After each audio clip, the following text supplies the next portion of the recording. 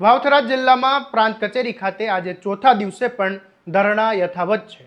જિલ્લા કલેક્ટર અને પોલીસ અધિક્ષકે આંદોલનકારીઓને રૂબરૂ મુલાકાત લીધી, પરંતુ પરિવારની મુખ્ય માંગણીઓ અંગે કોઈ નક્કર લેખિત ખાતરી ન મળતા આ ધરણા ચાલુ રાખવાનો નિર્ણય લેવાયો। અને સૌથી ગંભીર બાબત એ છે કે આ ધરણા પર બેઠેલા પરિવારને સમાજના જ કેટલાક આગેવાનો સામે ગંભીર આરોપ લગાવ્યા। આંદોલન તોડવા માટે ખોટા કેસમાં ફસાવી દેવાની ધમકી અપાતી હોવાનો પણ આરોપ કરવામાં આવ્યો છે। પરિવારે માંગ કરી છે કે તમામ પુરાવા હોવા છતાં પોલીસ દ્વારા હત્યાની કલમ ઉમેરવામાં આવતી નથી। અને આ સમગ્ર મામલે આંદોલન કરી રહેલા આગેવાનોએ શું કહ્યું, આવો વિગતે વાત કરીએ આ અહેવાલમાં। નમસ્કાર, હું છું આસિફ કાદરી અને સ્વમાન સાથે તમારું સ્વાગત છે। વાવથરાના મોરીખા ગામે યુવકના મોતના કેસમાં ન્યાયની માંગ સાથે પરિવારજનો સમાજના લોકો છેલ્લા 4 દિવસથી કલેક્ટર કચેરી આગળ ડેરા તંબુ બાંધીને વહીવટીતંત્ર તરફથી કલેક્ટર અને જિલ્લા પોલીસ વડાએ ધરણા સ્થળે પહોંચીને મધ્યસ્થી કરવાનો પ્રયાસ કર્યો હતો। જો કે પરિવારની માંગ છે કે સમગ્ર ષડયંત્રનો પર્દાફાશ કરીને હત્યાની કલમ ઉમેરવામાં આવે અને તંત્ર દ્વારા કોઈ નક્કર ખાતરી ન મળતા માંડગાંઠને યથાવત રહી છે। ધરણા સ્થળે સમાજના આગેવાનોનો આરોપ લગાવ્યો કે સમાજના જ કેટલાક કહેવાતા આગેવાનો અને જિલ્લા પ્રમુખ બીજાના ઇશારે આંદોલન તોડવાનો પ્રયાસ કરી રહ્યા છે। ધરણા પર બેઠેલા લોકોને ખોટા કેસમાં ફીટ કરી દેવાની પણ ધમકી આપી અને ઊભા થઈ જવા માટે દબાણ કરવામાં આવી રહ્યું હોવાનું પીડિત પક્ષે આરોપ કર્યો છે। જ્યાં સુધી ન્યાય નહીં મળે ત્યાં સુધી ધરણા આ સમેટવામાં નહીં આવે અને જરૂર પડશે તો રાષ્ટ્રીય આગેવાન ચંદ્રશેખર આઝાદ સહિતના નેતાઓની ઉપસ્થિતિમાં વિશાળ જન આંદોલન કરવામાં આવશે। ત્યારે આ મામલે સમાજના આગેવાને શું કહ્યું એ તમે સાંભળી લો। આજે અમારે ધરણાનો ત્રીજો દિવસ। અમુક લોકો અહીંયા આવ્યા અને કલેક્ટર સાહેબને 3 દિવસથી સતત રજૂઆત કરતા હતા, પણ આજે પણ અમારું આવેદનપત્ર સ્વીકાર્યું નથી અને અમને ખાલી સાંભળ્યા જ છે। અને બીજી વાત એ છે કે અમને કોઈ બાંયધરી આપી નથી। અમને એસપી સાહેબે એવું કીધું છે કે ભાઈ આની અંદર થાય તો થાય, નકા ન થાય। અને એક બાજુ કોર્ટ એમ કે ભાઈ આ તો 302ના સંજોગો બને છે, તો 302માં અમારા જે ફરિયાદી છે એ કોર્ટમાં બેઠા હતા અને જજ સાહેબે પણ એવું કીધું કે ભાઈ આ મેટરની અંદર મોરીખા મર્ડર કેસની અંદર 302ના સંજોગો બને છે, તો પોલીસ કેમ આરોપીઓને છાવરે છે? હજી સુધી કોર્ટે અમને જામીન નથી આપ્યા। આજે પણ જામીન અરજી એમની હતી, એમની જામીન અરજી આજે પણ નથી ચાલી। અને એમણે જે ચાર્જશીટ કરી હતી આરોપીઓને બચાવવા માટે, તો આજે પણ એ આરોપીઓને જામીન નથી મળ્યા। એટલે એમને ફરીથી વધુ તપાસ માટે પણ કોર્ટે આદેશ કરેલો છે। પણ આજે અમને અહીંયા ઘણા બધા લોકો આવ્યા અને સાહેબની આવ્યા, એના પછી જે અમારા મીડિયેટરો હતા, જે અમે એને ધોળી તલી સમજે સમાજના આગેવાન સમજીએ છીએ, જિલ્લાના પ્રમુખ સમજીએ છીએ, એ પ્રમુખ શ્રી અહીંયા જાહેરમાં એવું કહીને ગયા છે કે ભાઈ ઉઠી જાજો, નકા હું સાથે રહીને તમારા ઉપર કેસ કરાવીશ।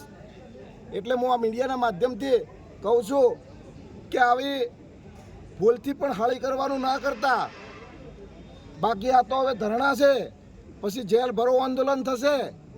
કારણ કે અહીંયા પબ્લિક ન્યાય માટે આવી છે અને જો વ્યક્તિ ન્યાય માટે આવ્યો હોય એને પણ તમે એવી ધમકી આપો કે ભાઈ તમે અહીંથી જતા રહો, અમારું માનો, અમારે સરકારનું પ્રેશર છે, છતાં પણ અમે એમને કીધું કે તમે 302 દાખલ કરાવડાવો, 302ના સંજોગો બને છે, પણ એમની એ દિશામાં કોઈ કામગીરી નથી અને અમને ડરાવવા ધમકાવવાની વાતો કરે છે। એટલે અમે ડરવાવાળા નથી। અમારા અત્યારે પણ ધરણા યથાવત છે અને આવતીકાલે હજારોની સંખ્યામાં લોકો જોડાશે। શું ચંદ્રશેખર આઝાદ આવે છે? હા, અમે જોઈએ છીએ। હજુ અમે એટલા બધા એવા નથી કે આપણે આપણો નવો જિલ્લો બન્યો હોય અને નવા જિલ્લાને બદનામ કરીએ, એટલો અમે એટલા બધા નથી। પહેલાં અમને પણ થોડી અમારો જિલ્લો એટલે અમને પણ થોડી શરમ આવે કે ભાઈ આપણા જિલ્લાની અંદર મોટું હજારો લાખોની સંખ્યામાં મોટું આંદોલન થાય। એ થોડું અમે એટલા માટે રાહ જોઈએ છે કે કલેક્ટર સાહેબ અને એસપી સાહેબને ખૂબ સારા માણસો છે, સાંભળતા નથી પણ ખૂબ સારા માણસો છે। એટલે કદાચ એમને એવું લાગે અને રાત્રે કદાચ એમને કુદરત ભગવાન એમને કદાચ સોળે સુજાડે અને સદબુદ્ધિ આપે અને 1-2 દિવસમાં એ 302 દાખલ કરી અને અમને ન્યાય આપે તો કદાચ અમે સ્વીકારી લઈશું કે ભાઈ અમે અહીંથી જતા રહીએ છીએ. અને જો 2 દિવસની અંદર જો નહીં થાય તો અમે ચંદ્રશેખરભાઈને પણ અહીંયા બોલાવીશું. એમણે પણ અમને વચન આપ્યું છે કે ભાઈ ચિંતા ના કરતા, તમારો ભાઈ તમારી સાથે છે. અને એમના પ્રતિનિધિ તરીકે અત્યારે અમદાવાદથી કમલેશ ધવલભાઈ આવ્યા હતા અને એમણે ખૂબ સારી વાત કરી કે ભાઈ તમે હિંમત ના હારતા, અમે તમારી સાથે છીએ. ભલે અમે કિલોમીટર અમારા દૂર છે, અમે અમદાવાદ રહીએ છીએ, પણ તમે ચિંતા ના કરતા, અમારે અહીંયા રહેવાનું થશે તો પણ રહેશો. અને ચંદ્રશેખરભાઈએ તમને અહીંયા સંદેશો આપવા મને મોકલ્યો છે કે ભાઈ આપણા ભાઈઓને તકલીફ પડે છે, બાબા સાહેબે બંધારણ આવ્યું છે છતાં પણ આપણા અનુસૂચિત ભાઈઓ, દલિત સમાજના ભાઈઓને આટલું હેરાન થવું પડતું હોય, 3 દિવસ આવેદનપત્ર લેવા ના આવતા હોય, અત્યારે આવ્યા છતાં પણ એમણે અમારી માંગ સ્વીકારી નથી. કારણ કે એ લોકોને હજુ અભિમાન છે અને અમને અત્યારે પણ વાયા ધમકીઓ આપે છે કે ભાઈ તમને અહીંથી ઉપાડી જશું, 500 લોકો ઉપર કેસ કરશું, આમ કરશું, તેમ કરશું. તમારે જેટલા ઉપર કેસ કરવા એટલા કેસ, અમે કેસ વેઠવા તૈયાર છીએ, પણ અમે સમાજ સાથે ગદ્દારી કરવા આજે પણ તૈયાર નથી અને કાલે પણ તૈયાર નથી. ત્રણ દિવસથી આ જિગ્નેશ મેવાણી હજી આવ્યા નથી, શું કહેશો?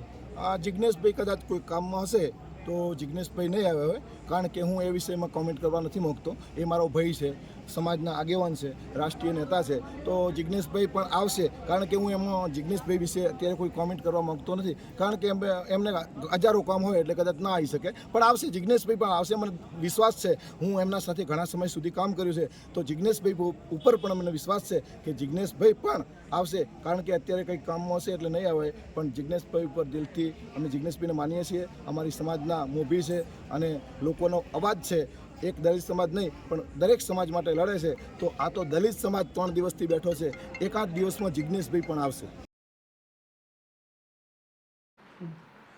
જ્યારે એક સામાન્ય પરિવાર પોતાના સ્વજનના મોતમાં કાયદેસરના ન્યાયની માંગણી કરે, કલમો માટે 4 દિવસથી રસ્તા પર બેસવા મજબૂર બને, ત્યારે પોલીસ અને વહીવટી તંત્રની પારદર્શિતા સામે ગંભીર સવાલો ઊભા થાય. હવે જોવાનું એ રહેશે કે તંત્ર પીડિત પરિવારની કાયદેસરની જે માંગણીઓ છે તેને સ્વીકારીને યોગ્ય કલમોનો ઉમેરો કરે છે કે પછી મામલો વધુ ઉગ્ર બને છે.